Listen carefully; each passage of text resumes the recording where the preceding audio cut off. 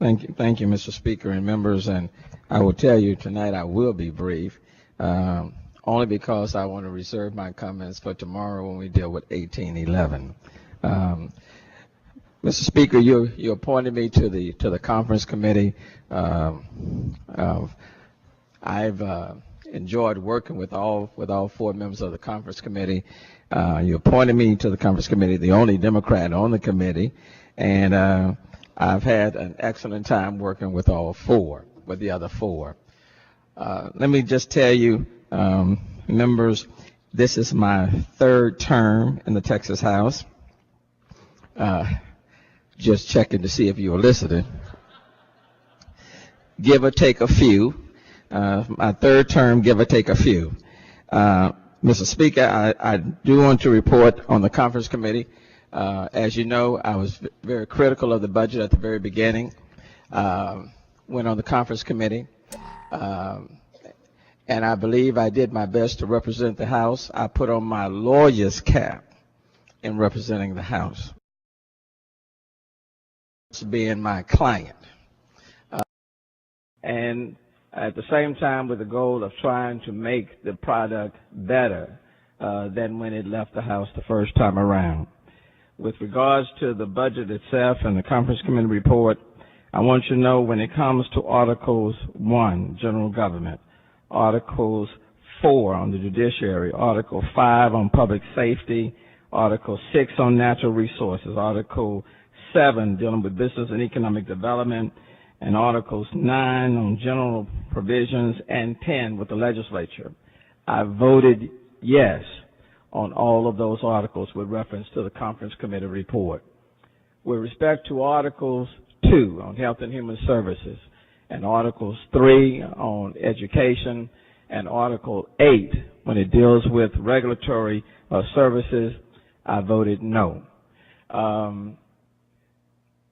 With respect to this budget, and I want to echo just a few things that have already been said, I don't believe this is the final budget. And I don't believe that the numbers that we are seeing today over the next 2 years are going to remain etched in stone. Last time when the budget was passed from this House over the interim, we had, like Representative Coleman indicated, we had some reductions. The leadership asked for a 5% reduction initially, then a 2.5% reduction because of budgetary shortfalls. I believe that because this budget, in large part, is based on deferrals, based on some speed-ups, and based on deficit spending, that this is not the real budget. In Article 2, in Health and Human Services, yes, we are keeping the nursing homes open. We all recognize that's a big deal.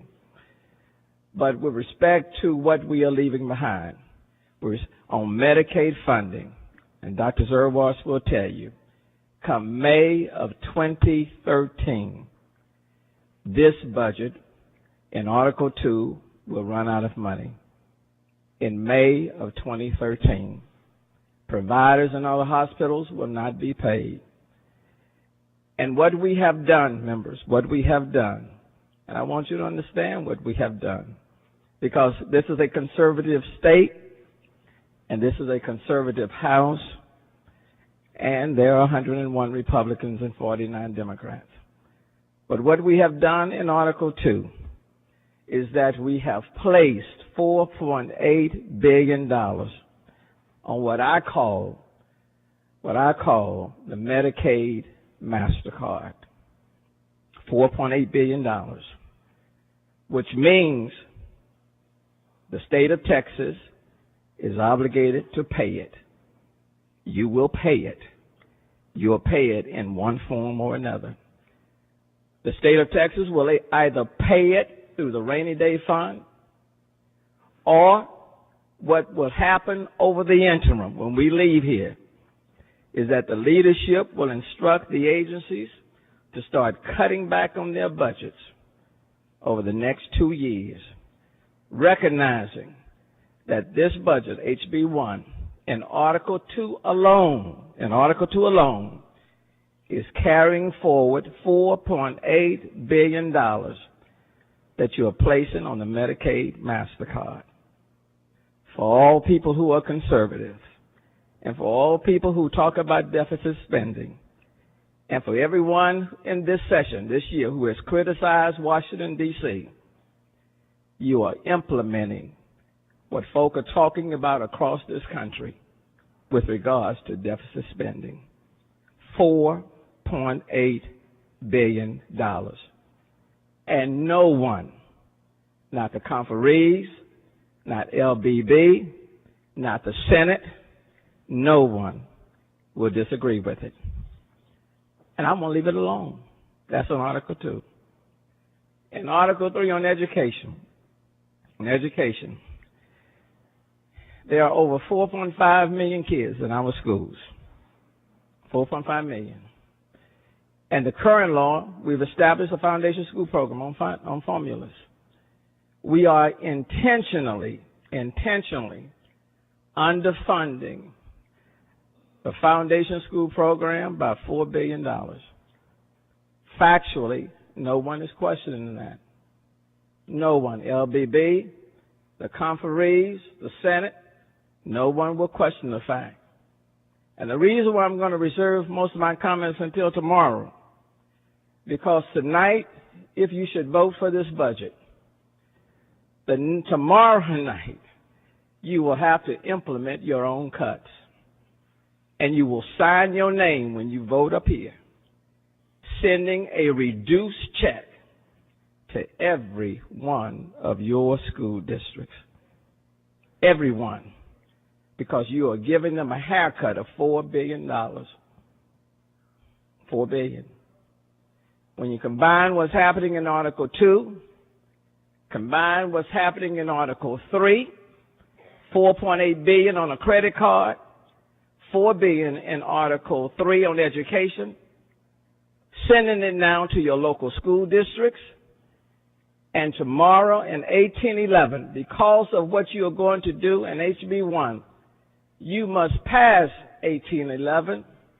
You must reduce what you are going to give to your local school districts in rural Texas, suburban, urban Texas, and you will have to sign your name to it, because that's what you're about to do in HB 1.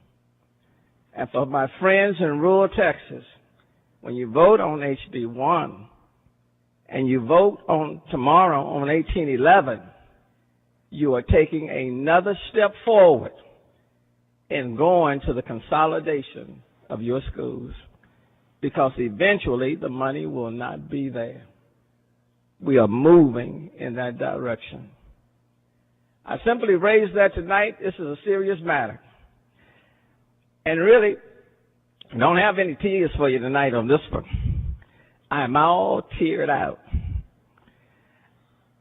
And the reality is, we all know what we are doing. We all know that. I've heard people talk about no to deferrals. There were $2 billion in deferrals in this bill. You're going to vote for it. No to deficit spending, $4.8 billion. And really, the agency says that number is closer to $5 billion or more.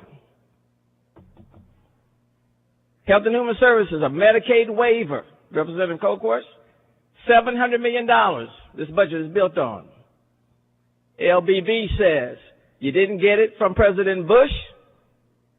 Do you think you're going to get it from President Obama? $700 million. Don't count on it. This budget is shaky at its best. It's shaky at its best. And for all of my conservative friends, no taxes, true. No rainy day fund, true.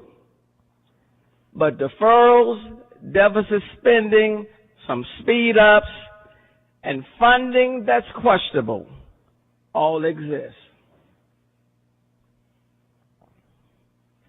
I have never come to this session believing that you could not change people's votes on this floor. I'm one of those eternal optimists. The moment I conclude that people cannot change their votes and that the outcome will just be the outcome is the moment I simply take my seat and say nothing. I simply don't believe that. And my faith doesn't tell me to believe that. Philippians 4 certainly doesn't say that. It doesn't say that. And I do believe truth shall set us free at some point. I do believe that. And at some point, I simply pray that this House and individual members will have the courage of their convictions and to say publicly what they have said to me privately. It might not happen tonight. It might not happen tonight. But eventually I am convinced that your votes will catch up to you. I am convinced. Tonight may not be the night, but tomorrow you will sign your name to the check you give to your districts.